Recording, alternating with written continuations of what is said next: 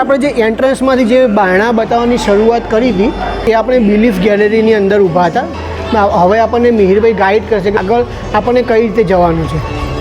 આજે છે આખી બિલીફ ગેલેરી છે કે જે વડનગરના જે 7 સાંસ્કૃતિક સમયગાળ જે રહી ચૂકેલા છે એ 7 સાંસ્કૃતિક સમયગાળમાં વડનગરમાં કયા કયા ધર્મના લોકો આવી ગયા, લોકોએ કઈ રીતે પોતાના ધર્મની સ્થાપના કરી અને જે 7 સાંસ્કૃતિક કાળ હતા એ કયા કાળમાં કયા ધર્મનું શું ઇમ્પોર્ટન્સ હતું એ એના રિગાર્ડિંગ તમને એક શોમાં મૂવી બતાવવામાં આવે છે.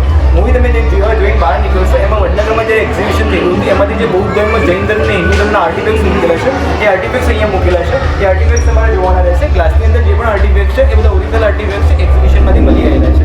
એ જોઈને સામે તમારે સ્ટુડિયોથી સેકન્ડ ફ્લોર જવાનું રહેશે. ઇમરજન્સી એક્ઝિટ લખેલું છે ત્યાંથી સેકન્ડ ફ્લોર જવાનું રહેશે. ઓકે.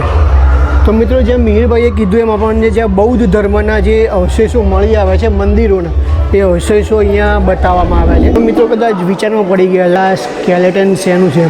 આ જે હાડપિંજર તમે જે જોઈ રહ્યા છો એ